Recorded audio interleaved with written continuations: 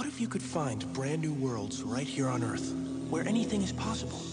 Same planet, different dimension. I found the gateway.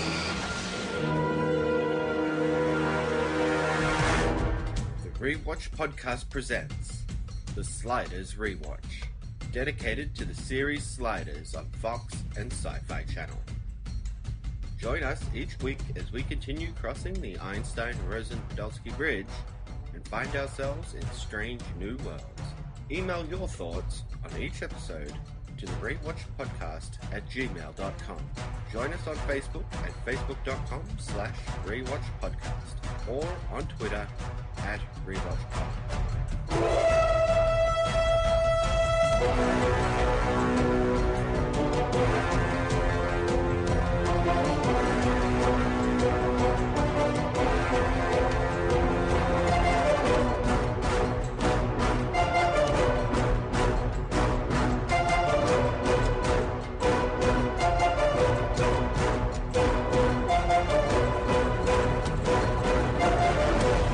And welcome back to the Rewatch Podcast and our Sliders Rewatch. I'm Cory. And I'm not going to tell you who I am. No matter how many times you ask, I'm going to be as vague as possible, even though it'll clear up the whole situation because I've got to pad out this script to broadcast time, damn it.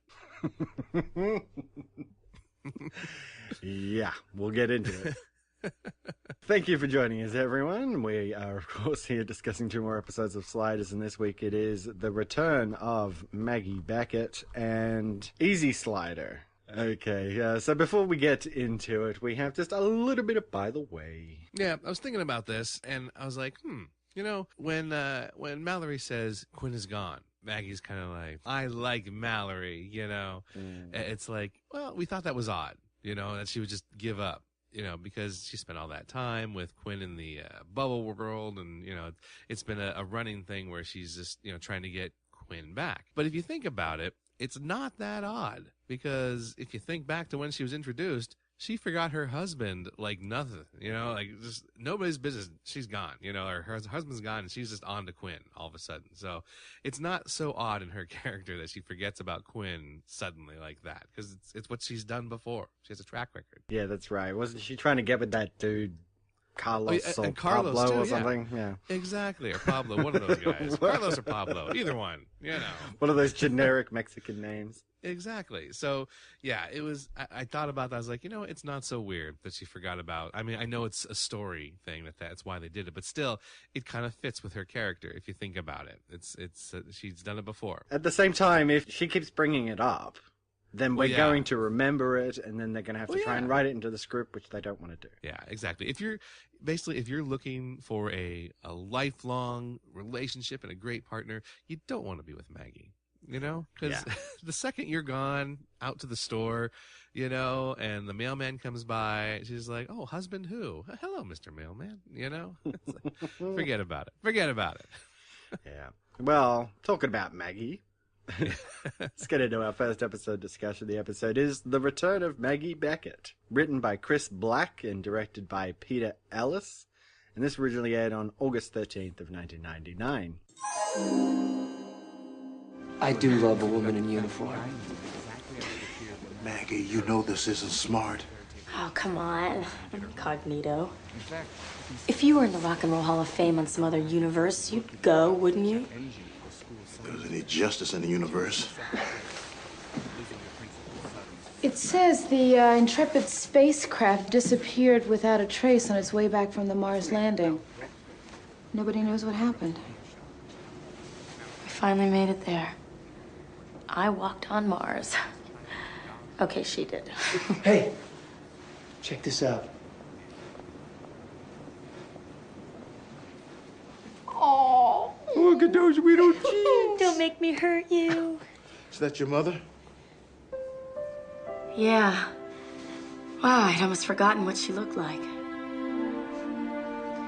It's funny, being a slider, you don't own anything, you know? No photo albums, no family heirlooms. Only what you carry in your heart.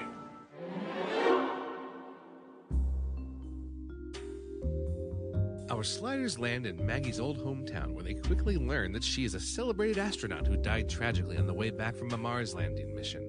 They soon learn, much to Maggie's chagrin, that her father played a huge part in her life and influenced her into joining up into the military.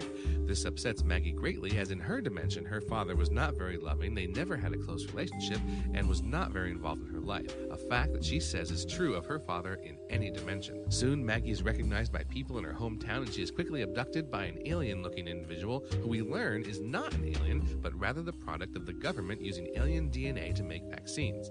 While the vaccines worked great for almost everyone, there was a small number of people who absorbed the alien DNA into their own, altering their appearance and mental physiology. The leader, as he calls himself, believes in conspiracies, and more specifically that the Mars landing was a hoax, as well as the death of the astronauts, which is reinforced now that he has found Maggie alive and has plans to expose it to the world by killing Maggie for real. The general, Maggie's father, kidnaps the remaining sliders and asks for their help in rescuing Maggie, which they do, but get left behind as he takes only Maggie away, leaving them behind with the leader. Maggie and her father argue back and forth until he finally reveals that his Maggie and the astronauts died from radiation poisoning and covered it up in order to keep their heroic integrity intact.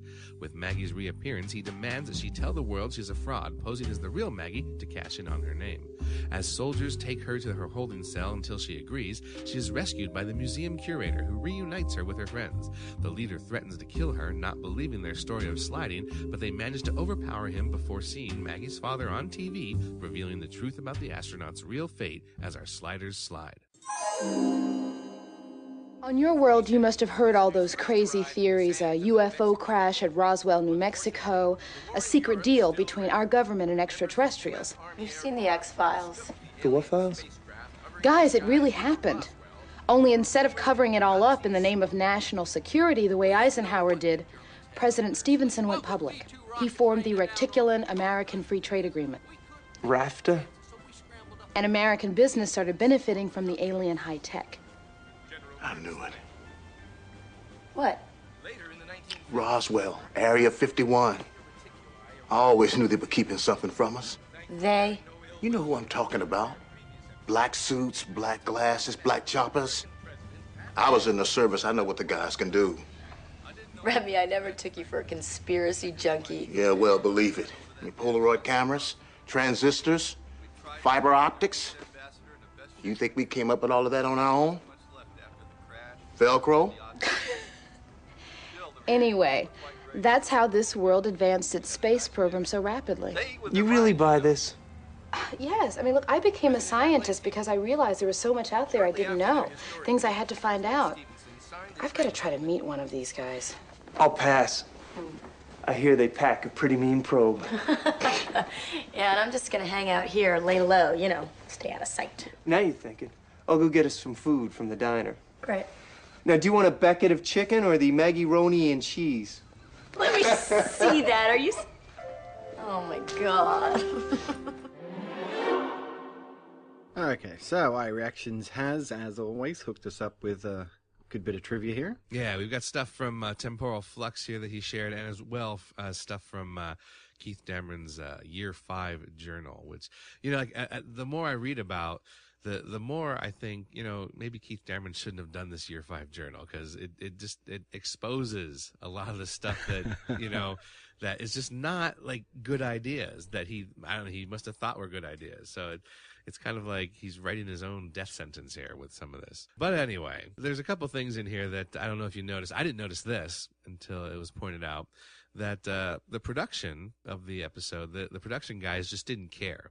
Because when you look at Maggie's tombstone, her last name is missing the T at the very end. It's just one T instead of two. Ooh. Yeah, it's like they couldn't have fixed that. You know, like really? Like they got the main character's name wrong on the tombstone. You know, and like when you look at it, when you look at the tombstone, it just looks so odd to see it without that extra T. It's like they didn't even think of that. It's like, all right, well, you know. And at the same time, you can't explain it away by saying like, oh, alternate universe, alternate spelling of her name.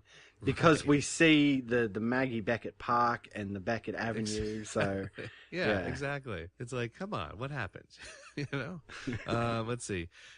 we had mentioned this a long time ago, or I had mentioned the theory, that Maggie was maybe related to Sam Beckett from Quantum Leap, and the father here was supposed to be unofficially the brother of the main character, Sam Beckett in Quantum Leap, because Sam Beckett's brother was Tom, and this is, of course, General Thomas Beckett. So an unofficial relation there. There you go. Yeah, and also going further to that, the original title for this episode was supposed to be called Waiting for Beckett. It's like Waiting for Godot, that play.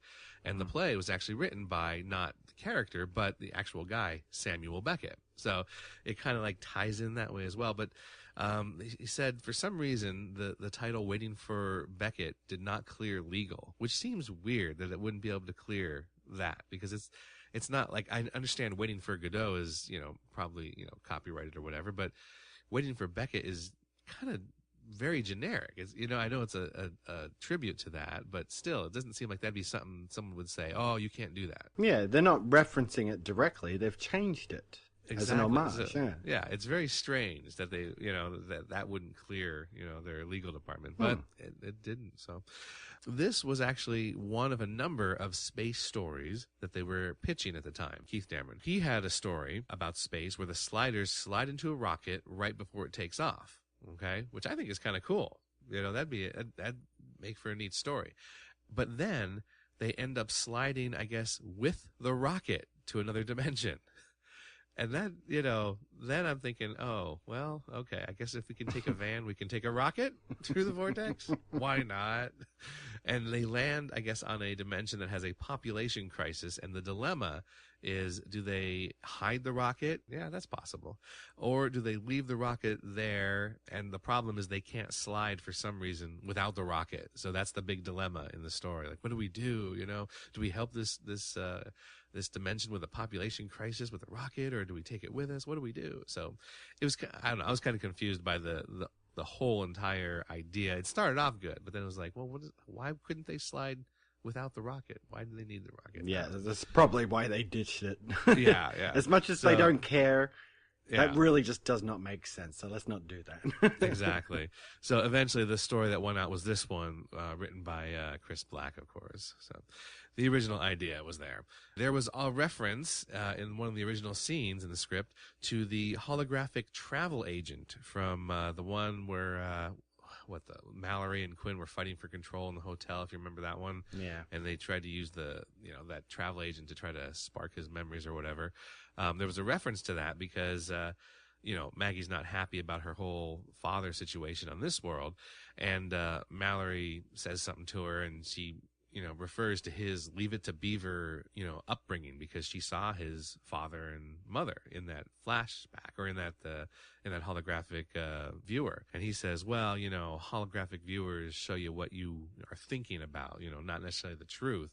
And he says, his father was like an embezzler, went to prison. His mom was drunk and, would drive her car up in the lawn. We'd find her passed out on the couch. So it's not exactly what you saw in there. So, don't judge me, basically. That would have been a nice character moment, I think, for Mallory to have in there. Because it did seem like his past was pretty nice. And then you get these different versions of Mallory that we see in these coming episodes here, where he was kind of a badass in a previous life, stealing cars and being a biker or something. So it's like, it might have been nice to have that in there. It would have helped explain things a little bit. Well, at the same time, I kind of wish they would sort of like flesh out his parentage, because we know that he's like some sort of twin of Quinn or something like that. So like, how does he exist? Because he's not quite Quinn, but he's sort of Quinn. So like, if they could explain that at the very least, it'd be good. Which we know they're not going to. No. They're like, nah, we don't care about that. We're dropping that whole thing. Exactly. We need some history here. Tell us something about this character. Damn. Right.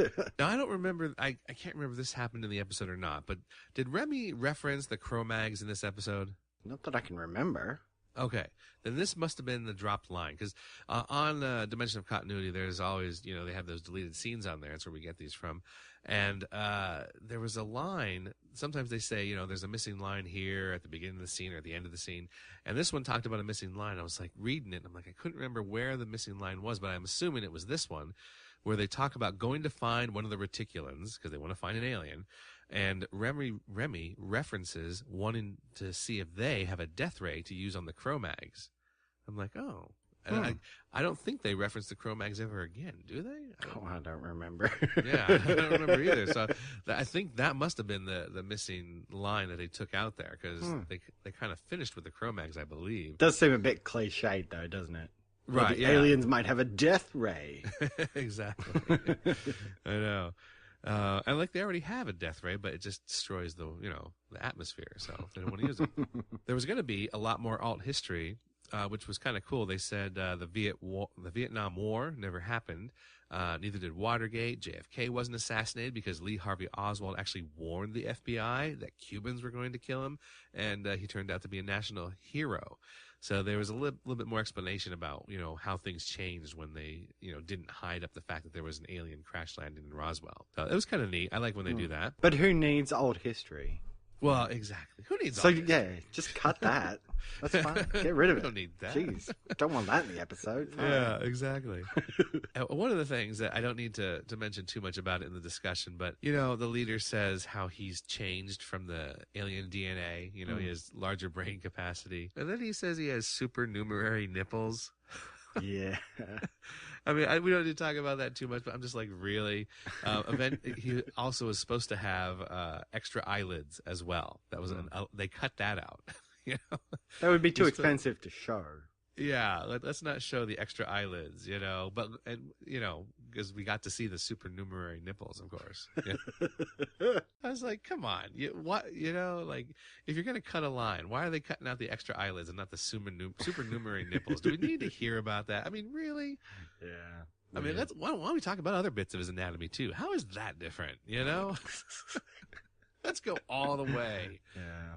Anyway, all right. And then finally, Maggie reasons in this one scene that her dad is different here than her dad because he survived the helicopter crash, and it made him appreciate what he had in life, whereas her actual father did not survive, so he never had that realization, I suppose. Yeah, it was. Yeah, they just kind of threw that out there, but it wasn't really overly developed or anything. So you're like, yeah, whatever. Yep. Do we have time for a quick impression before we move on? Yeah, let's do it. Yes. Looking at the clock. All right, cue the music. Hick, Kermit the Frog, Bobcat Goldthwait, and Tony Todd walk down the street. So, Hick, we never stayed into one of your hotels before, so how about a guided tour? Park, store, post office. You know the place. Well, you don't seem thrilled to be here. Well, what do you want to see? The Girls' Academy where I spent every Christmas until I was 10? Or my mom's grave, which I was never allowed to visit? Sorry, guys, it's just not Norman Rockwell, Looks like the Hicks left their mark. They look up at a Hick Avenue sign. Hey, that used to be Oak Park Drive. They see Hick Park. Yeah, I suppose they used to be Oak Park. At least it doesn't say Hick Memorial Park. Yay! And scene. See? He's always putting the positive spin on things. That Kermit. Wacky character. What happened to her? We didn't lose the Intrepid in space. They returned to Earth alive. Barely. Halfway through their return trajectory, we noticed a flaw in the ship's radiation shielding. They were slowly being bombarded by lethal levels of solar radiation. My God. And they still had 6 months of travel time. 6 months that they knew they were slowly being cooked alive. We couldn't do a damn thing. All we could do is watch.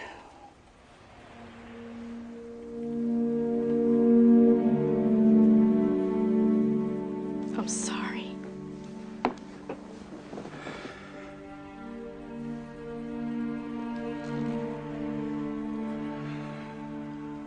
I didn't want her to go. I didn't want to risk losing her, too. I could have had her grounded. Why didn't you? because it was her dream. She'd worked her entire life for this mission.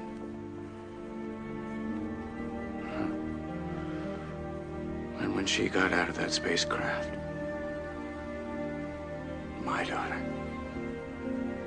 on another planet, I can't tell you how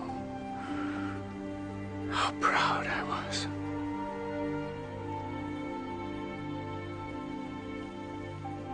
Then why are you keeping it a secret? You want the world to remember her like that? In agony, out of her head? She knew the risks. She'll be remembered as a hero. She is a hero. Enough!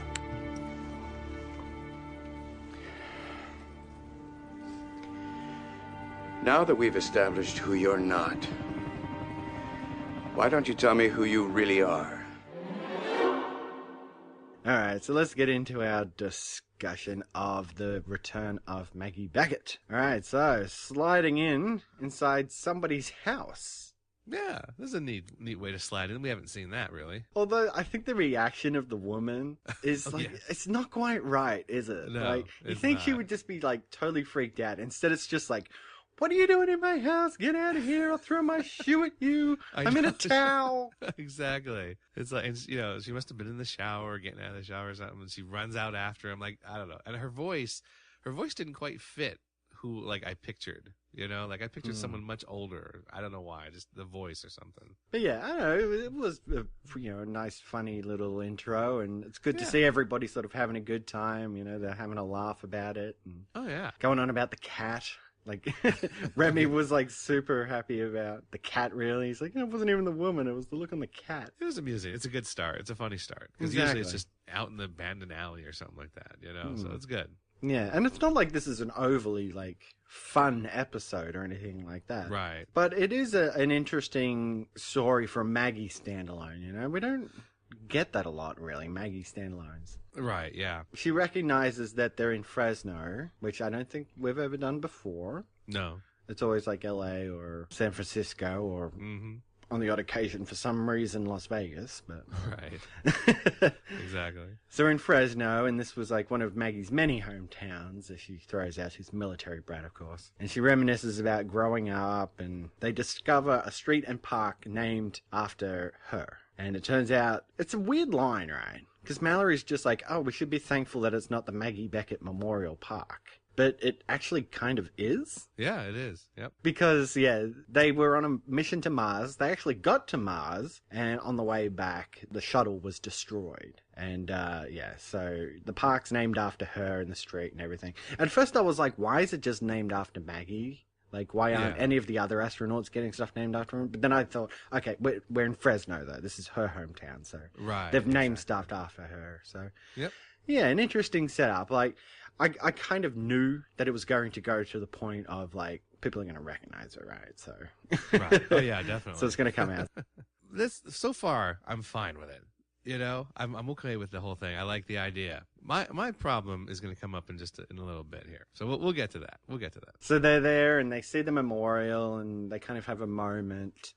Remy reads the passage that's on the thing there, right? And it kind of like starts off with like a bit of a rhyme or something like that about the mission to Mars and stuff like that. And then it just ends with like some God's hands things or something. I'm just like, it was just a strange passage. Like, I think it was supposed to be moving, but I'm just like, it just sounds weird. Yeah, exactly. What they've written there. But anyway, so they find that on the side of a bus, there's an advertisement for the Maggie Beckett Museum. So Maggie's like, oh my God, we have to go. Yeah. And she argues that, well, Remy, you would go if it was, all about you. It's like, well, yeah, okay. It's like, that's true. He would go. And there's this curator there who is, I don't know, it's weird that they set him up at the beginning because he comes back in the end and you're like, oh, right, yes. Yeah. When he showed up, I was like, who the hell is this? Yeah. I was like, who is this guy? Like, oh, yeah, that's right. I didn't even realize it because at the end when he comes back, Maggie actually refers to him by name. She goes, Mr. Zybo, what are you doing here? I know. And then when I went back to get clips and stuff, he actually does come in and introduce himself at the beginning. I'm like, I didn't remember that. Yeah, that should have been like a standout thing. This guy isn't just some side character. He has a name and stuff, so he's important. Exactly. So when he comes back later, you're supposed to be like, oh, of course. But Yeah. really, it's weird. Yeah, when he showed up, I was like, who's this? I'm like, oh, yeah, that's right. And when you saw him, like, now here's what I thought. And I was confirmed by someone in Messages in Time that they thought the same thing. Doesn't that guy look like Roberto Benigni? He does. You know? I was like watching, I'm like, man, that looks like Roberto Benigni, but why would he slum it with Sliders? You know? I mean, it wasn't. It just, he looked incredibly like him. So.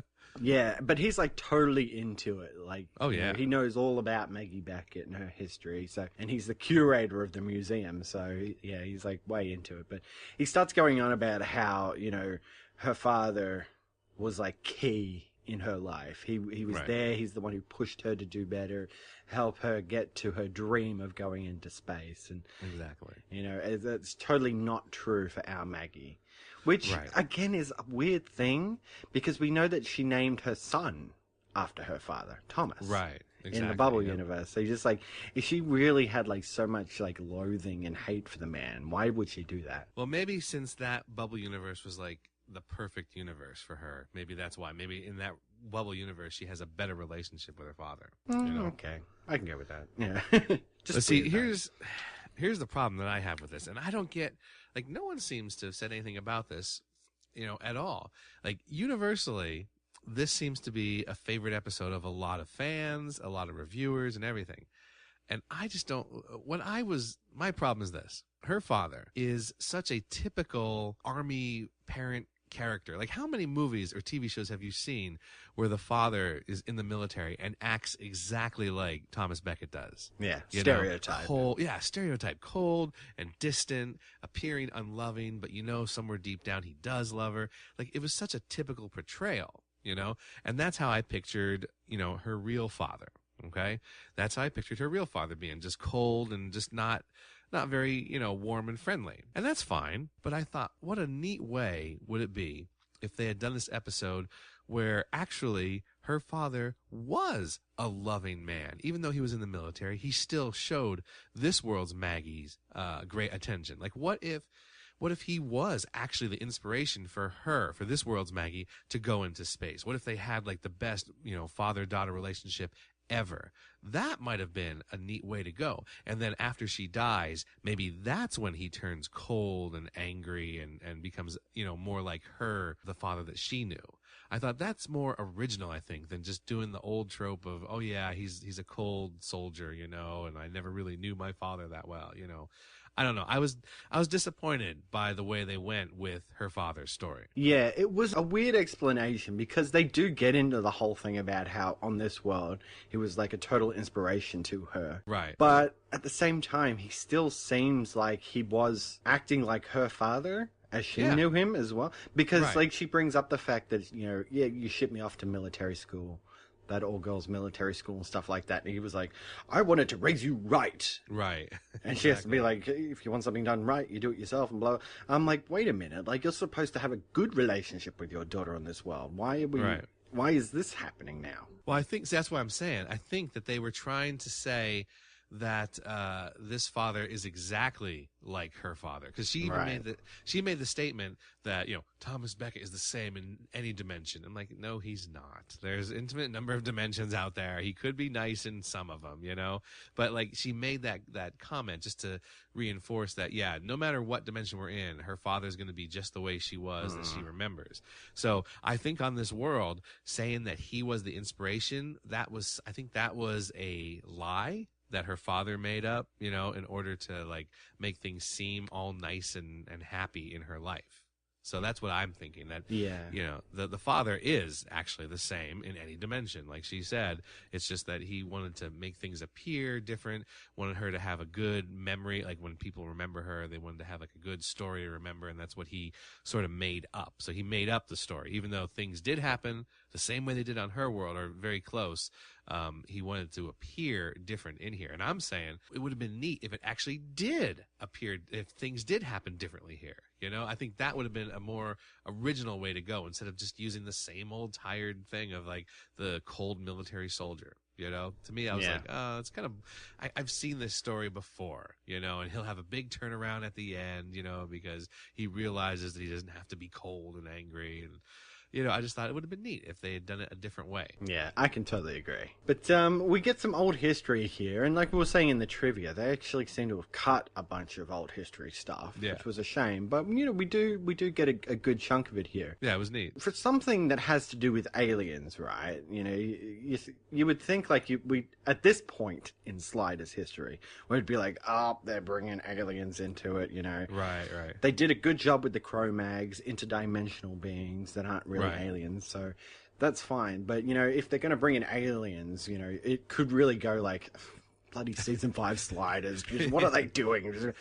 I think the explanation they give here is really good because they weave it in with an old history. Exactly. In that Eisenhower never came back from the war. He actually spent more time in the war and was eventually discharged. So he didn't come back a war hero. So Adlai Stevenson was president. And from what I understand, this is actually like true. Like Adlai Stevenson was up against Eisenhower during the run for president at the time. So right. It's accurate. Yeah, I remember that. Yeah. And it turns out that when the crash happened at Roswell, he decided, well, let's not cover this up. Let's go public with it. And they formed the Reticulan American Free Trade Agreement, or as Mallory so eloquently points out, RAFTA. Yeah. I love the way he said that. Like, it's like, you had to think about it for a second. He's like, RAFTA? Exactly. What a crappy anagram. But yeah, I thought it was cool. And I know we said this like back when was that stupid Monk World and they had all the V names for everything. Yeah. Stupid names for everything. Reticulan. Yeah. I kind of like that. Reticulan. It sounds like an alien name. Well done. It does. Yeah, He came up with a good name for the aliens. Bravo. It could have been a V name, you know? The Varani or Vorshax, you know? Don't get me started. But yeah, it's good, you know, old history, and it's a good story to bring aliens in if you have to. We don't see the aliens, of course. No. But whatever. I will say, the all history was great, but Diana, you know, or I should say, Tembi Locke flubbed the line, and of course, they didn't go back to fix it, because why would they? It's, you know, of course not. Season 5 Sliders. You know, and it's such a minor thing, but she starts talking about the Battle of Bulge, not the Battle of the Bulge, as we know it, the Battle of Bulge, and it makes it seem like it's like someone said this, I think, on the Messages in Time. It sounds like they're talking about, like, you know, something with Richard Simmons, you know, Battle of Bulge, you know, trying to get rid of your fat, you know. So it was like, it stuck out to me because she said that. Yeah, it's funny because like sometimes I'll put subtitles on when I'm watching this on Netflix, just so I can catch things that they're saying. You know, things that, if they say something off the cuff that I could miss, hey, I've got the subtitles on so I can read it. Yeah. And it is in the subtitles like that too. Battle of Bulge. Battle of Bulge. Why? So, yeah. I mean, come on. Anyway. It's one of those things. Minor thing. She is from another world. Maybe they called it Battle of Bulge on her world. Sounds stupid, but whatever. I fight the Battle of Bulge every day when I try to put those pants on. It's like, oh, come on. Come on, Belt. Come on. Yeah. Can't wear skinny jeans because of Battle of Bulge. Exactly. Can't pull it off. Yep. Diana sort of lays out this history. She puts on that DVD for some reason. She doesn't do anything. She like puts on a DVD and they really focus on the fact that she's putting on a DVD. And then she doesn't reference anything to do with it. It's just on in the background. Yep. She just explains everything. I'm like, why'd you put that DVD on? They really focused on that, and it means nothing. Well, you know, you like to have something on in the background when you're doing other things. So, it's just weird. Yeah, it is weird. But Remy and Diana are like totally on it. Like Diana's just like, this is so interesting. Like I'd love to meet one of these guys. And Remy's like, I knew they were keeping stuff from us in Roswell. But, you know, on the other hand, Maggie and Mallory are a bit like, yeah, I don't know about this. Right. You know, it's an even split between them, but yeah. I kind of like that Remy was into it, where he's just like, I knew it. Exactly. Especially since he was a military guy himself. Well, then now this is weird to me. I thought, this is strange. Like, we don't know a whole lot about Mallory's character yet, you know, because we haven't, like, delved into him too much. We only know him as in reference to Quinn. So, like, they're getting into these things about his character now. I'm like, really? This is the type of character he's supposed to be? Because he tries to make a few bucks by selling Maggie's toothbrush. I was like, really? It seems something, that seemed out of character. But then again, I thought, well, we don't really know his character yet. So I thought that was weird that he tried to sell the toothbrush, but then also that he snuck in so like creepily to get a lock of her hair to also sell out. I think they were like trying to lead you to believe that it was the curator coming in. Right. With a knife. Oh, yeah. But when, like, Maggie grabs his arm, because of course Maggie's she's a military woman, like, as if she's gonna let some dude with a knife come up on her like that. Right, yeah. And she pulls it over, and he, like, tries to talk his way out of it. Like, he's like, I got your food here, or something. Yeah, exactly.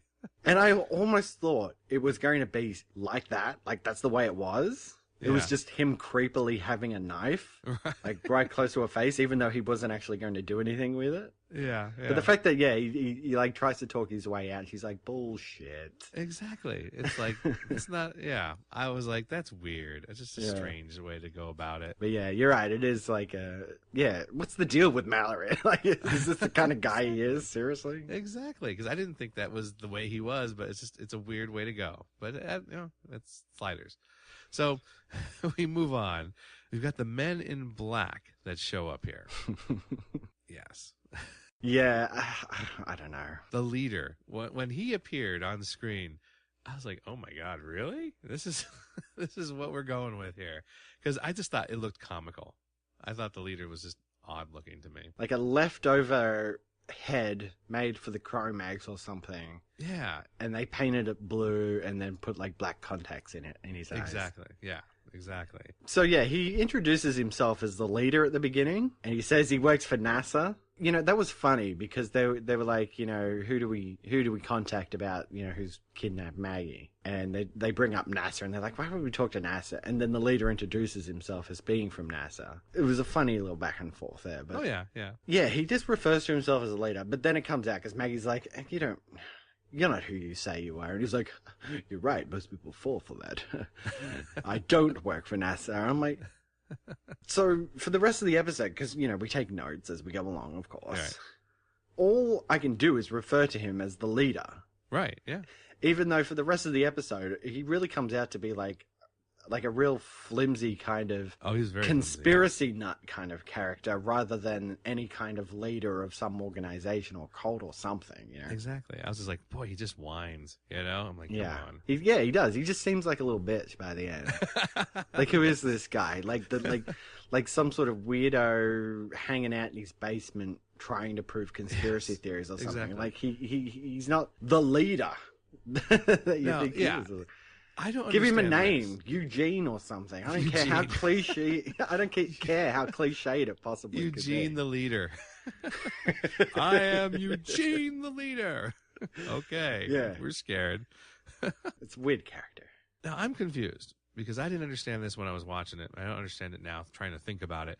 Why does the leader, Eugene, why does Eugene need to kill Maggie to reveal the hoax of it being covered up? I don't get why she had to die. Why couldn't they just show her? Say, look at, she exists. She's alive. The Mars mission was a hoax. Yeah, we kind of get some lip service from Maggie's father because he shows up and takes Remy and Diana. Mm-hmm. And then he sort of like lays out this thing about like, well, you know, Maggie won't keep her mouth shut about who she really is. Yeah. So if he kills her, then, you know, he can just be like, look, she's here. She's dead, so she can't refute that. Yeah, exactly. But she's here. So, yeah, I don't know. I just don't know. I was just confused by that. I don't know, like, if there was nothing in the missing scenes to, you know, reference that or to clear that up. And I was just like, why? They could have just, trotted her out in front of everybody. You know, it would have been fine. I think it was just more that, like, he would come out and say, look, here she is. But then Maggie would be like, but I'm not the real Maggie Beckett, you know? And everyone would be like, okay, so we don't know what's going on here. Right. I don't know. Whatever. Plot contrivance. Yeah, Because they bust in Remy, Diana, and her father and all the military guys, but they only take off with Maggie. So they're like, hey, man, like you said you were going to help us. But, you know, really, they just wanted to get Maggie out of there so they could find out what the hell was going on. And I was just like, so why did they kidnap Remy and Diana? Was it so they could question them? Couldn't they just go and question them and then bust in to get Maggie? They didn't need to kidnap Remy and Diana at all. It was really just so you could get Remy and Diana there with Mallory with the leader, and then they can team up with the leader afterwards, you know? That's all it was. So it didn't make sense, but whatever. We say that a lot lately. Yeah, exactly. You know, again, plot contrivance. There's so many plot contrivances at the end of this episode. It's crazy. Mm-hmm. It's going back to that patting out the script thing. Yes. Because you got Maggie with the Colonel. Yes. And he's trying to figure out who she is. And she's just like so cryptic. I know. She just keeps talking to him. And he's I like, know. who are you? And she's like, I'm Maggie Beckett. No, you're not Maggie Beckett. Who are you? So who I'm are you? Maggie And then she's just like, well, you know, I grew up and I knew you and you were cold and blah, blah, blah, blah, blah. Well, you know, you're obviously not my daughter. So who are you? I'm Maggie Beckett. No, you're not. And he's like, oh my God. They do that like 4 times Exactly. until she finally gets to it, like interdimensional, blah, blah, blah, blah, blah. I was like, oh my God, that was just padded out for like 10 minutes. This is like Yes, it uber was. padding out. It's I know, ridiculous. just explain it. Like, you could just say, I'm Maggie Beckett from a different dimension. It wouldn't be that hard to understand considering that they have aliens, you know? It's like, oh, okay. That's plausible. I could take that. I could take that information and understand exactly what you're saying. Instead, it's like, yeah, let's just keep padding it out. Let's ask the same question again and again. It was annoying. I was like, oh my God, just tell him already. And then we've got the leader, and he's talking with all the sliders, and he's like, "Oh man, I've been trying to prove this theory for years. The Right. Mars landing was faked. I knew it, and stuff like that. And I've been trying to prove it by cloning Maggie Beckett, so I could tell them all that she's on Earth." And blah, blah, blah. Right. And they're like, "So what exactly do you want? You want to prove something that is unprovable, so you're going to Right. actually hoax your proof." Yeah. In order to like win or something. He's like, Yeah, I don't know why. instead of actually proving that you're right, like, Right. Like, he has no why? proof. He has no proof that it actually failed. He just thinks. it makes no sense. Yeah. And he's like totally annoyed because it turns out that, you know, aliens had, or the reticulans had like offered up their DNA as a way of making vaccines. Right. And it's like 0.01% had like a bad side effect Yeah. and sort of started displaying the alien physiology. And that's Right. kind of where he comes from.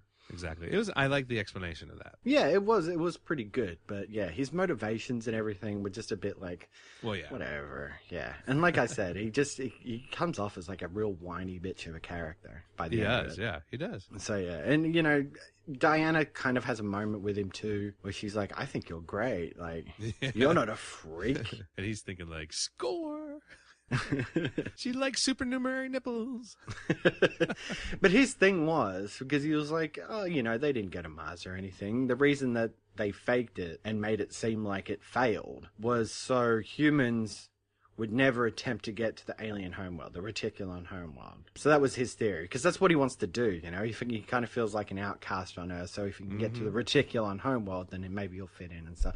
He's like, oh, yeah, whatever. You don't fit in. Shut up. I don't think that he would fit in there either. I think he'd be an outcast there as well, because he's not completely a full alien. He's half, you know?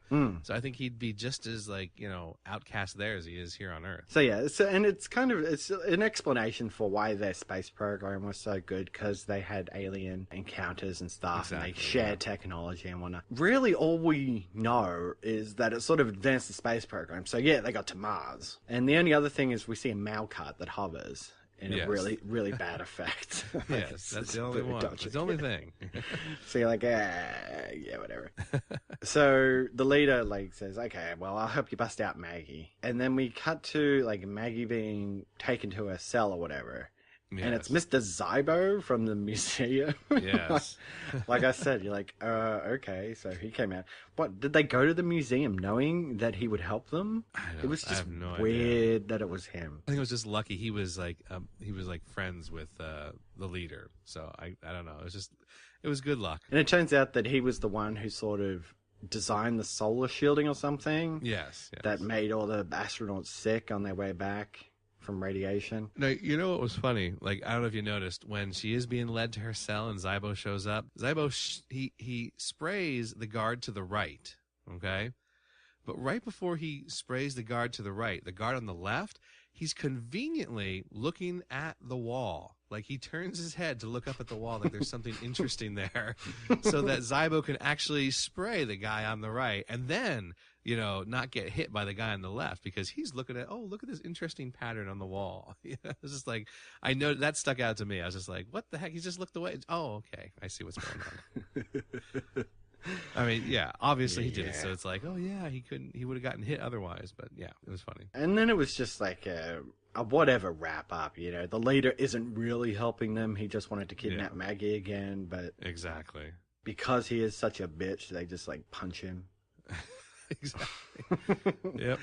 And the general goes on TV in the press conference and like tells them all the truth. I know. Has a big. They didn't die in space. Yeah, it was just solar radiation. They died here on Earth. And he's like, eh. And then Zybo, it's just weird.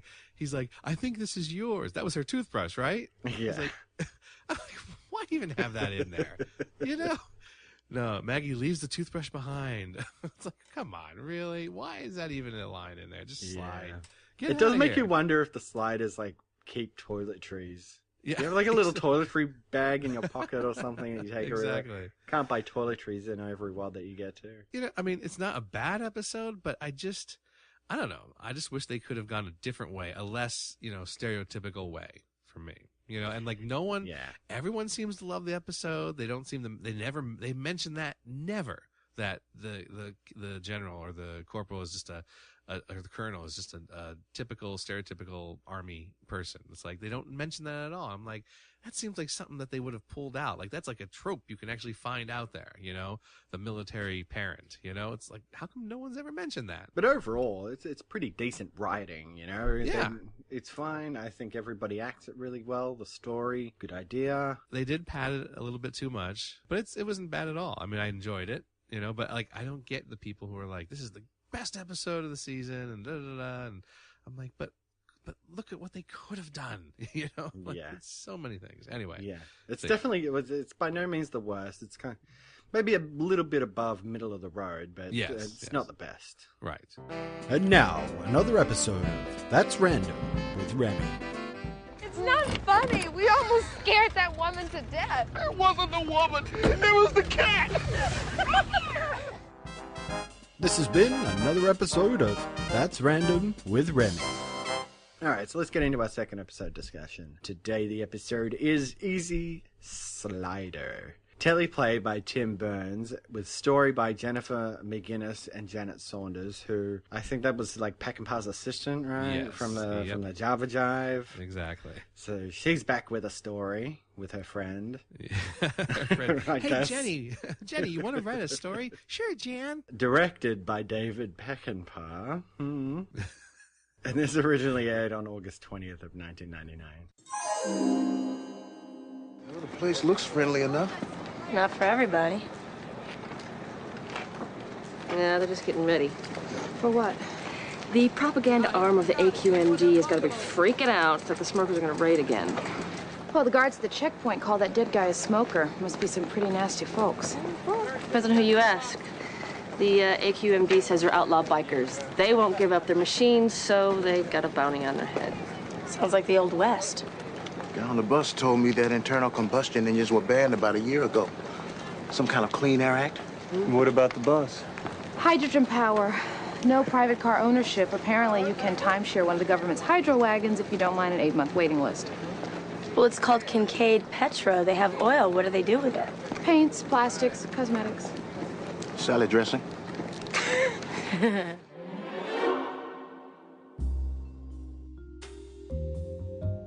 Our sliders arrive on a world that has banned vehicles using traditional oil as a fuel source, instead using it to create paints, plastics, and even cosmetics. The result is a group of bikers called smokers, bent on keeping their internal combustion engines, and who attack convoys transporting oil so they can convert it into gasoline. Our group gets jobs with a local refinery, and Mallory quickly becomes involved with a woman named Sam, who turns out to be the leader of the smokers, here to infiltrate the refinery and learn their delivery schedule. Mallory falls deeply in love or lust with Sam and says goodbye to the Sliders, warning them that the smokers are going to be attacking the next convoy. All is good until it's revealed that Sam practices polygamy and has several husbands already, of which she wanted to make Mallory one as well. He leaves her, returning to the Sliders, only to find that Sam tricked him and that the plan was not to attack the convoy, but the refinery itself. When Sam attempts to kill one of the workers who killed one of her smokers earlier, Mallory proposes a duel in which if he wins, she leaves without killing. And so, minutes later, Mallory wins the duel and our Sliders slide. Is that a milk run or what? We were very lucky today. What are you talking about? According to the gal that was riding with me, the smokers have been hitting nearly every convoy recently. Yeah, we were lucky, all right. Or maybe just good. Don't press your luck, Mallory. She's got a point. Hey, we're making buku dinero. Everything's beautiful. I think the boy's fallen in love. I don't know if it's love, but he's fallen in something. All right, so we do have trivia here for this one. Yeah, so there was basically what happened back in the day. You know, we know temporal flux, you know, dimension of continuity, you know, and he has tons of, you know, insider information on there that he's learned over the years. There was also a guy on one of the forums called The Expert, which kind of makes me think of the leader from the last episode. But, but Eugene! Exactly. Apparently, he was also, you know, someone like Temporal Flux who had a ton of background information that knew someone in production, so he got a lot of insider information. And both were posting, you know, a bunch of stuff on the forums about here's what's coming up, here's what we learned about this and that, and, you know, they said Benish was supposed to return, you know, he's been contracted for this. There's supposed to be a romance story for Maggie that's going to be like Sleepless in Seattle, but Sleepless in San Francisco. So there was all this stuff that they had revealed, you know, that they had learned. And Keith Dameron, of course, he denied all of it. And he went on the offensive and attacked both Temporal Flux and The Expert, you know, saying that they were lying, that they don't have, you know, any idea what they're talking about. So just, you know, really bad-mouthing the two of them. And that's when the fans turned on Dameron because, you know, Temporal Flux and The Expert were like beloved in the Sliders community more than the actual people who worked on Sliders. So they totally turned on Dameron, you know, and supported, you know, Temporal Flux and The Expert. So it's an interesting behind the scenes thing that I never suspected at all. It's kind of neat to hear this side of it, and it makes you wonder about like other shows too, if things like this have happened. So it's kind of neat information there. It's kind of comforting to know that the internet community did this sort of stuff back in the day, because you know, they come out in force. Oh, they do. Yeah, when they know someone is being wronged publicly, like that. So good on Now, them. see, here's the other thing. It's like at this point you might be like, oh, well, it's a he said, she said thing. You don't know. You know, maybe they didn't know. Maybe he didn't know. But Matt Utah from EarthPrime.com was able to find an early script for Easy Slider. And that early script, which they do have linked there on EarthPrime.com, that early script detailed the Maggie love story, exactly like they were going to do it with a Sleepless in Seattle type storyline. So it was proof right there that, yeah, you know, Temporal Flux and The Expert were actually right. They were going to do that, you know, even though Dameron was like, that never happened. That's not going to happen. Da, da, da, da. So they were proven that it was going to happen. There you go.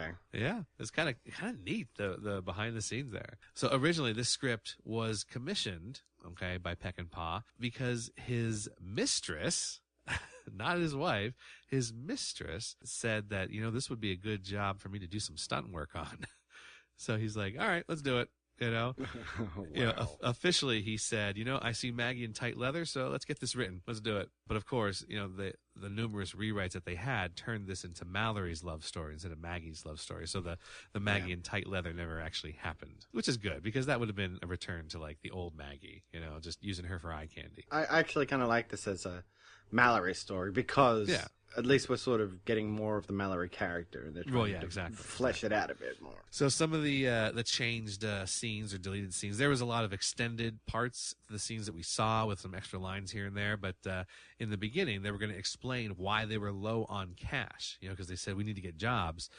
They were low on cash because Mallory apparently bought a bomber jacket on the Last Dimension because he really wanted one. And he never had one, so that's why he bought it. He used their cash to buy a bomber jacket, but then he lost the bomber jacket in a wood chipper. Random. Yeah. Okay. I'm like, what? Yeah, that's what Remy says. He says, well, yeah, it looked pretty good on you until you lost it in that wood chipper. What does that mean? How does that, I guess it's like, I guess that makes your imagination go like, what could have happened on that world where he lost it in a wood chipper? It's like, okay, well, whatever. I know we have some things coming up about going full digs. Well, the bartender went full digs in this episode about polygamy. Right. That's how the Sliders learned about polygamy on this world. Because in the episode they say, "Oh, we heard about it around town," but there's actually a scene where the bartender goes into detail about how polygamy is practiced on this world. Well, it's probably good that they cut that because it is like a nice thing. Like when he comes back and yeah, it's like what? The heck? Yeah, we did hear about that. Let's see.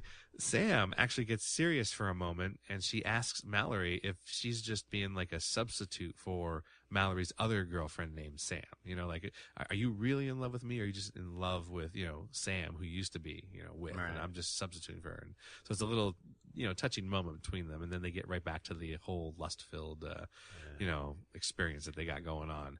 The Sliders ask themselves, like, they're having another scene away from Mallory, and after they hear about polygamy, Diana, I think it was Diana, says something like, I wonder if Sam has other husbands. They're like, well, that'd be a shock to Mallory. And Maggie says, oh, I'd enjoy to see that shock. It's like, it's some of that mean-spirited humor that we get in Sliders a lot. And then there was also another scene with, Remy, Diana, and Maggie talking about how are we going to find, Sam and Mallory, where we don't know, where they are, and Remy's like, well, he's a big boy. He can make his own decisions, and, Diana's wondering if Sam told Mallory about her true nature of being a smoker. And so it's a couple extra scenes that really, I think they did okay without. We didn't really need in there. The information was revealed in other ways a little bit better. Yeah, if it was still in the script, we would probably have a go at it for just padding out. Exactly. Yeah, exactly. Well, do we have time for another quick impression? I think we can fit it in. Can we fit it in? All right, let's do it. Let's do it. Yeah. Cue the music. Kermit the Frog, Arturo, Alan Rickman, and Bobcat Goldthwait slide in. Hey, this place is familiar. Maybe these barren, empty, godforsaken worlds are starting to run together. Don't count on it. There's no telling what we'll find. Could be dinosaurs over there looking for lunch. Well, it seems pretty normal. No radical matrix fluctuations. I hate those. Hey, Professor, make my day and tell me we're only here for 20 minutes. If it's over an hour, I don't want to know. That's good. 3 days. Oh, God. Remind me of the science hour?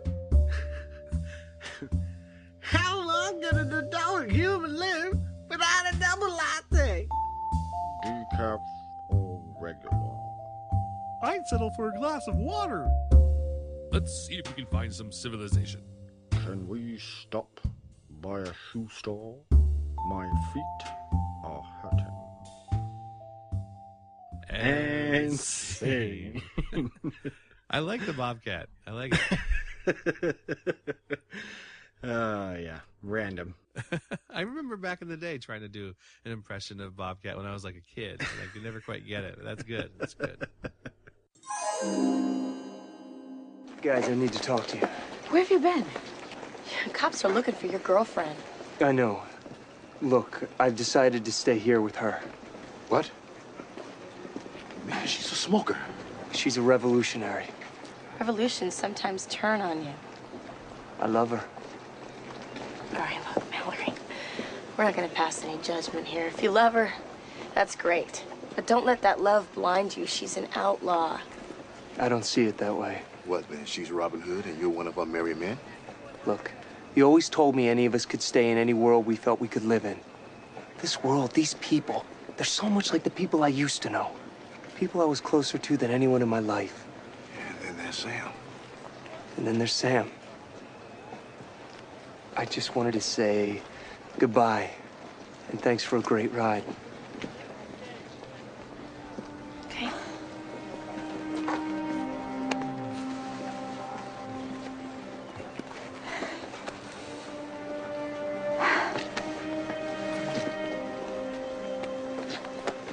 Do me a favor.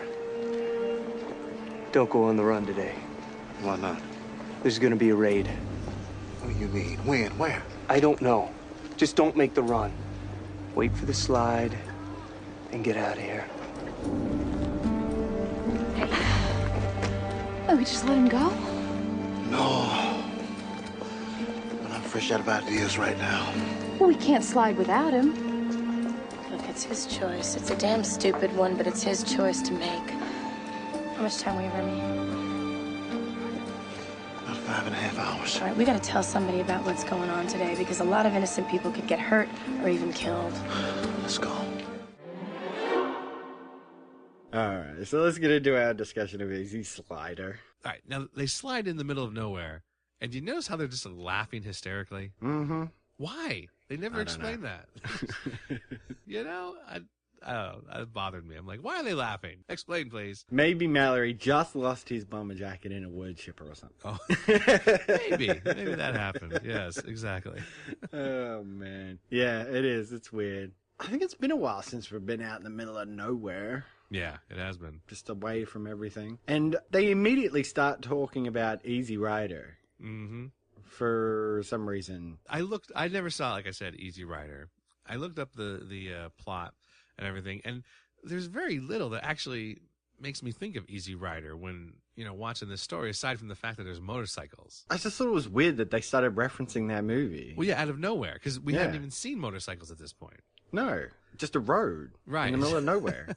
So, yeah. I mean, you've seen Easy Rider, right? Yeah, but like ages ago. Right. Like, I'm just trying to figure out, like, why go even go that route? Why even, like, first, why reference Easy Rider? Why call it Easy Slider when it's not really a tribute or anything to that movie at all? It's not like, you know, the ones that we've had in the past, like in season 3, where obviously, you know, they're copying the story of a movie or a TV show. It was just like weird because like the plot of Easy Rider did not seem to match up with this at all. So I was like, that's weird that they did that. The other weird thing is that it's just like Remy just assumes that the movie was made the exact same way, if at all. Yeah. On Diana and Mallory's world, which apparently it was. Yeah, because they all had the same cast and everything. Yeah. So I was like, okay, if you're going to talk about it, like try to be tricky about it, you know, mix up the actors or something. Exactly. But whatever. The weird thing is that the speed limit is 40 and there's a bus coming. So they're like, man, that bus is really taking its time. The speed limit's only 40. So they gotta just wait and wait and wait for the bus. I know, it was a weird scene. But it turns out it's going over to a place called Kincaid Petro. Yes.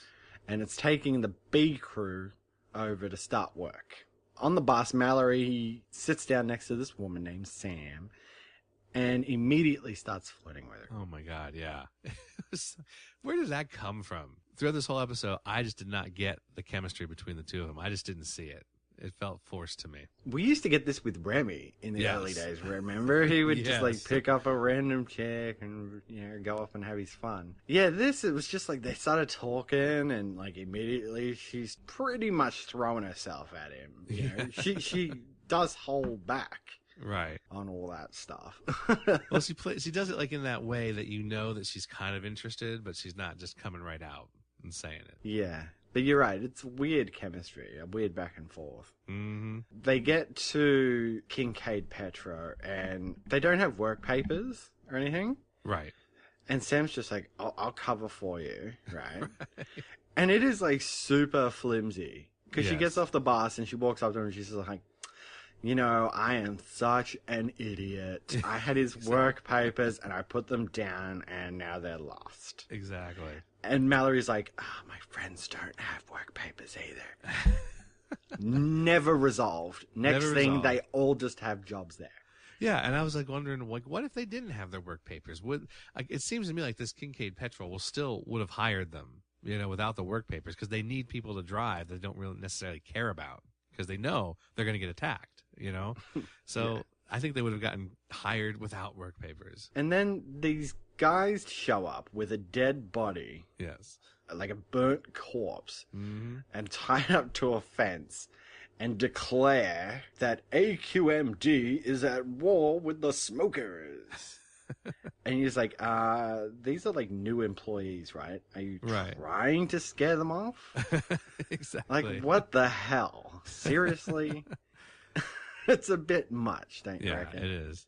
Well, it's like the whole, like, I don't know, the whole idea of what they were doing there, it seems like these guys are not like a normal, like, it's not, it almost seems like it's not like a normal lawful society. Like, it feels like one of those, like, I don't know, dystopian futures where... Yeah, like a Mad Max world. Exactly. And that's actually referenced in the Messages in Time. But yeah, exactly. It's like, where's the law here? Like, you can't just kill people, like that. I thought it was odd. Yeah, it is. It's just bizarre. But it turns out, like, in this world, that in recent years, they had made the combustion engine illegal. Which is, I think it's a neat idea. Yeah, of course. It's not something that is totally implausible. Right, exactly. And, they said, well, what about the bus? Oh, it runs on hydrogen. So, it's all this Clean Air Act and stuff like that. Exactly. And really, what the smokers are all about is their right to do whatever they want, really. Like, not have these laws imposed on them. So they don't want to give up their motorbikes and such. Yeah, that's something that I was like, what's the big deal with the motorbikes? Like, why are they so attached to their motorbikes? Like, do they and it's just because they want them. It's like, I want them and you can't have them. So we're going to fight back and steal your stuff. It's like, you could still have your motorbikes, just have hydrogen ones. Like, what's the big deal? Well, that's what I thought. I'm just like, yeah, why can't they just train? But then they go on about like, oh, well, the bus is hydrogen operated, but like, if you want your own personal hydrogen vehicle, then it's like an 8-month waiting list to get it. And see, like, in my thinking, like, there's got to be someone who is like in the black market who can convert your engine or can make you a hydrogen one for a lot less than an 8-month waiting list. You know what I mean? Like, there's always going to be those people who pop up like that, that can do that for cheaper, and then who's going to really question that you didn't wait 8 months for your hydrogen powered motorcycle? Exactly. Like, why would the government ban the major form of transportation without having something ready to convert to? Yeah. You can't just stop people from using cars and stuff and just be like, that's it. Right. That's how it is. Yeah.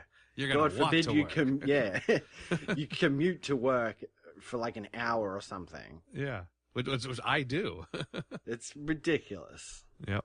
It makes no sense. Yeah. I was just like, these guys are just being bad guys to be bad guys. They're just like biking around just to be like that. And we get like a whole backstory on the smokers and the reason why it's so easy to get a good, well-paid job as a delivery driver. Because the bartender goes full digs. Full digs. Full digs. Just telling them everything. Been a while since we've had a full digs bartender. I'm thinking, like, in the next podcast about Lois and Clark, if we ever have a character like that, we should maintain the full digs description. That should just be going forward. Full digs. Yeah. And someone over-explained something. Exactly. That's the trademarked Cory and Tom. Yes. Every time someone says full digs, exactly. we get a quarter. Yes. And then immediately after that, Diana, Maggie, and Remy go full digs too. Yes. And give us backstory on the world. Yeah, because they learned from the people on the bus. Yeah. We got a lot of full digs going on in this world. A lot of people going full digs. Yeah, and even the girl that rides with Maggie is also goes full digs. Everyone just likes to explain on this world. Yeah, man, that woman with Maggie. Oh. It's an interesting line where Diana's like, I can't drive that Humvee. I'll ride shotgun. And Remy's just like, literally. Yeah, literally. Yeah. She has to get a shotgun and ride shotgun. I kind of like that. Yeah. No, it was good. It was good. And, yeah, you're right. Like, there's this random woman with Maggie who's just like, I got gambling debts. I'm an idiot for being here. Exactly. Going full digs. Never to be seen again. No. After her scene. Their run went without any problem. So technically, she should be celebrated as well, shouldn't she? Yeah, I know. But she doesn't care. No. Because she's an idiot. Yeah. Hey, she said it, not me. Yeah. So yeah, the run goes pretty well. But this whole time, Mallory has had sex on the brain. Oh my God. Like, what the hell? He's going the hard sell. He is. Pun intended. Totally. He's such a horn dog in this episode. Yeah.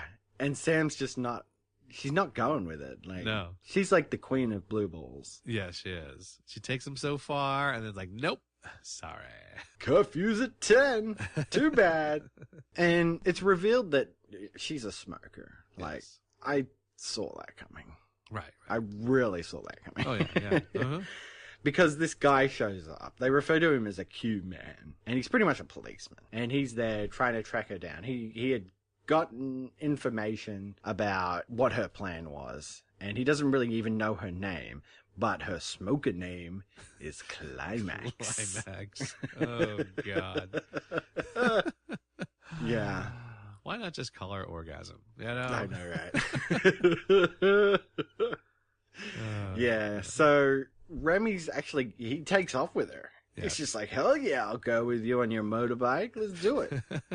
And the Sliders don't tell the Q-Men anything. No. Which is, that's what the Sliders do. They're not just going to implicate Mallory in any kind of crime. Exactly. So that makes sense. And they head off to the smoker lair, den, whatever. And like Mallory's having like a great time. He's having some drinks. He's watching them do races. And a jousting match. Jousting. Which people do. You know. That was going to come back, but it does. Yeah. We'll get to it. And it turns out that she's like the leader of all this. Yeah. People, so, I got to tell you, I got a little uncomfortable watching Mallory and Sam get into it there. You know, they have their little love-making fest. I was like, wow, come on. This is not... Like, I don't think we've ever even had that in any episode of Sliders. We've had some sex things, sort of, happen, especially with the breeder. But we've never actually gotten full-on, let's get in bed and take off clothes. Yeah, let's have let's foreplay with dinner where I'll shove mashed potato in your mouth all sexy like. Exactly. I was like, this is odd for Sliders, to have this in Sliders. So he gets down with her. And then he goes back to the Sliders and he says, look, you guys always said, like, if we found somewhere we thought we could live, then we're free to go. Yeah. And I'm going to do that because I'm so in love. Yeah, so in love. He's not in love. Like I said in the synopsis, he's in lust. That's what he's in. Yeah. There's no love here. Yeah. And of course he warns them not to go out on the run because that's where the attack is going to come. Yep. And then when he gets back and he finds that she's a polygamist... I actually kind of did like his reaction because when they first went in and there's all these men cleaning the house and he's like, you have like servants or butlers or something? She's like, sort of. He comes back and finds her in bed with all of them and he's like, you sleep with the help? Like, oh my God, you are an idiot. I know. Yeah, it was a good reaction though. I did like that. Oh yeah, so definitely. When he has to come back with his tail between his legs and they all sort of give him shit about it, I thought it was actually a good moment. I did laugh at it. Oh yeah, definitely. Yeah, I enjoyed it. But that was her plan all along, was to sort of get that information to the Sliders so they would report it. The police would go after the convoy. They can attack the refinery now. Exactly. Which is a weird thing because for the rest of the episode, she continues to be like, I'm so in love with you. Yes. Why can't we be together? I'll divorce all my other husbands. Oh yeah, you'll be my number one. Yeah, but you used him, right? To set up this thing. Like... Yeah. This isn't gelling. The story doesn't work. No. And then it comes to the big thing about them attacking. And I was just like, all right, let's have her joust off. Yes. It's just seriously weird. Like, why would she agree to this? I don't know. I think she pretty much has the upper hand here, her and her crew. It's like, why would you agree? All right, well, if you win, we're not going to bother you. No, I don't think so. And then they're going to have the joust, and like Mallory gets like a piece of pipe or something like that he can use as a jousting stick, right. And she has a mace. And I'm like, right, yeah. this isn't jousting. She has a freaking mace. That's a spiky ball on a stick that she can attack you with. Exactly. This is not a fair joust. No. And she loses anyway. Yeah, she does. Of course she does. And she's true to her word about leaving. You're just like, what a stupid ending. Stupid ending. Yeah, it was a bad ending. Definitely. Yeah. That's what happens a lot, though. We know that. You know, that's how it goes. Starts off with a good idea, but then by the end you're like, why did they do that? That was dumb. Both of these episodes, good ideas. Yeah. For the most part, well written. Yeah, there's some stuff that doesn't make sense, blah, blah, blah, blah, blah. But Right. the endings are so tragic. Exactly. I hate it. I agree. I'm with you. So, yeah. I mean, these are a cut above some of the rest, but they're certainly... Oh, for sure. Neither of them are like the best of the season. No. For sure. They were just fine. Maybe a little bit better than fine. Nobody has to die. He does. What about your code?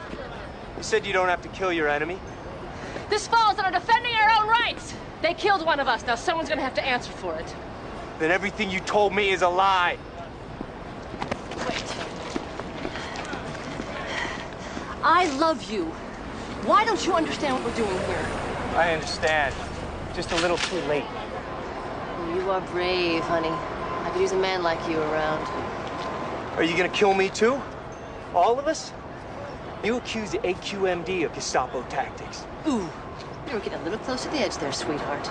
The AQMD killed one of our men. Someone's got to pay for that. What you're gonna do makes you just like them. Prove you're not. Prove your code of honor is more than just talk. So how do I do that? I challenge your best man to a joust. If I win, you ride on out of here. If your guy wins, take all the crude you want. But you don't have to kill anybody. Deal. Now you're talking. Who's your best man? Me. Well, let's get into messages in time. Yes. All right. So, not too much for Easy Slider. Again, I wonder if this is just a case of where, like, you know, the title of the episode makes it hard to search for because it's just Easy and Slider. You know, it's like it's not. Yeah. So you'll hit a lot of results with Slider. So really, all you have to work with is Easy. Exactly. So what I did find was that people were saying this was a little too much like a combination of Road Warrior, you know, Mad Max, the Road Warrior, and the Sliders episode Desert Storm. There's just kind of too much of that. Right. Yeah. And they did reference Mad Max in that Desert Storm episode. Exactly. They said, you know, the way the group doesn't have the same little camaraderie like they used to is fine. You know, they said, don't try and mimic the early season's chemistry. Just do it for what it is. You know, our sliders now are all from different places. They're not from, like, in the beginning, they're all from the same place. You know, they're all from the same dimension, but now they're not. They're from different, you know, different dimensions. All of us are. You've got Maggie, you've got Mallory, you know, everybody's from a different dimension. So they probably wouldn't have the same chemistry, you know, as, you know, Quinn did with Wade and Professor, because they don't have that thing in common anymore as being from the same world. So they like that. They like the fact that they don't have that, you know, get along camaraderie like they used to. Yeah. So that was pretty much all I could really find for Easy Slider. For the return of Maggie Beckett, there's a little bit more. People really, like I said, they really liked the episode. They were saying it was the best of the season. There was good Maggie acting. But then one guy, I was like, well, that's annoying. He said, why couldn't they have done this, you know, type of great sci-fi writing since season 1? And I'm like, what? What are you talking about? Season 1 and 2 were great, you know? Maybe, you know, maybe they didn't do exactly, you know, by the book sci-fi writing, but it was still very good. I was put off at what they said there. I was like, that's weird. Why would you want to ship this crap into season 1? Exactly. Exactly. To put it mildly. Let's see. Someone said this is the first time that they're actually feeling bad about Sliders being canceled because it was a good episode. They really liked the comedy bits, the Beckett of chicken and the Magaroni and cheese, or Maggie-roni and cheese. They liked the whole Mallory cutting the hair and the toothbrush thing. It's like, well, I could have done without that. And someone did say, yeah, it does look like Roberto Benigni. in the episode. I'm like, thank you very much. I'm justified. Exactly. They said, we didn't really need the alien DNA guy, the leader, because it could have been just a normal human who was into conspiracy theories. It didn't have to be, someone who's been affected by the alien DNA like that, which I agree. It could have been without him. It could have been just a normal human guy. Maybe not as sympathetic character, I guess. I don't know. I think we just agree that he was just a weird character. Exactly. And then again, someone else did, and again, I feel justified because someone else called out the Battle of Bulge as opposed to Battle of the Bulge. Yeah, random. Exactly. All right, cool. No messages from Earth Prime this week. Nope, not this week. We do want to hear from you guys. Yes, let us know. Even if you're hating it, we'd like to know. Yes. And read it out. All right, so next week's episodes are Requiem and Map of the Mind. So what do you reckon these episodes are about? All right, so now Requiem. I'm like, Reckham? I barely know him. Requiem, I know Requiem has something to do with, like, the actual word has something to do with, like, honoring the dead or something like that. Like I remember Mozart wrote a Requiem for his father or something like that. So something to do with now the you dead. say that, I have a feeling I know what episode it is. So now I'm wondering, is this the episode? Is this the episode with Wade when she comes? That's what I'm thinking. Yeah. Because we know, we don't. She's not dead, but I know that she does make an appearance. So I'm wondering if this is the one. So this might be the one. I have a feeling. Yeah. Now, Map of the Mind, I don't know. I'm kind of clueless on this one. I imagine Map of the Mind, like something with there must be some kind of technological world here where they're doing something with mind control, maybe. If it's another virtual reality episode, I may die. Come on, they could. Would they actually do that again? I mean, they might, but I can't imagine. I wouldn't put it past them. So I don't know. That's my guesses. We weren't too bad on this episode. We did say, we'd see a return of like maybe the more military like Maggie, and so we kind of had that. We kind of had a military type relationship going on, so we were kind of close on that. And Easy Sliders, I said, something about something about motorbikes. Or yeah, something. Motorbikes. So we're pretty close. We're pretty close. Pretty good. Yeah, but yeah, no, I think you're right. Definitely. If Requiem is what the title suggests, it's probably the Wade closure episode, I guess, in a way, if I remember it correctly. Yeah, and I remember this is an episode. I remember seeing part of this episode because I wanted to see how they did it, and I remember not liking it if this is the episode. Yeah, same here. So it'd be interesting to go back to it and see what we think now. Right, exactly. Going deeper into it, but yeah. Although I would hate it, I'm going to say Map of the Mind is something to do with virtual reality, and I'll probably be very strongly opposed to it if it is. All righty. Well, there we go. You can find out if we're right because that's it for this episode of the Rewatch Podcast. So keep up with listener interaction by liking our Facebook page at facebook.com/Rewatch Podcast and follow the show on Twitter at Rewatch Pod. You can also visit our webpage at rewatchpodcast.podomatic.com, which has some of our favorite links there, such as Dimension of Continuity, earthprime.com, and the active forum over at sliders.tv. And as always, you can write us an email or record a voice message and send it to the Rewatch Podcast at gmail.com. And also, if you've enjoyed the show, please consider giving us a rate and review on iTunes. Always very helpful. And you can help support the Rewatch Podcast by heading over to patreon.com/Rewatch Podcast, where you can make a monthly contribution as little as $1, and that would very much help us out. All right, so thank you for joining me again, Tom. Of course. And I would just say, until next time, do you want the bucket of chicken or the Maggie Rooney and cheese? We gotta slide. The Rewatch Podcast is not associated with NBC Universal, St. Clair Entertainment, Fox, or Sci-Fi Channel. The use of any and all copyrighted material is only for parody, news analysis, critique, or educational purposes, as provided in United States Code Title 17, aka Fair Use. Music provided by Kevin MacLeod at incompetech.com. Copyright 2016, The Rewatch Podcast. Sliders.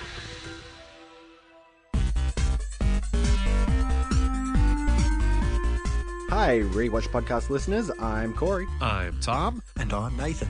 First off, let me say that we have all had a blast doing the Rewatch podcast. Every week we put out another episode for free for you. And although we enjoy these discussions with each other, we truly do this for you guys out there in podcast land. That's right, Corey. But we are here today to tell you about Patreon.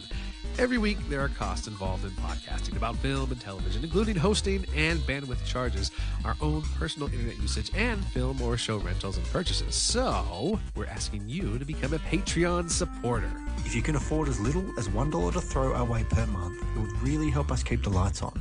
And if you want to send $100 our way every month, we wouldn't turn that down either. But it's your choice, and we appreciate the support you bring. As always, we strive to bring you the best quality shows we can create, and we hope that you enjoy them. So head on over to patreon.com/Rewatch Podcast to become one of our patrons and show your support for the Rewatch Podcast. And if we get enough patrons, we may even be able to produce exclusive content just for the supporters in the form of simply getting episodes before the main feed release, or even bonus film discussion episodes as a thank you for your support.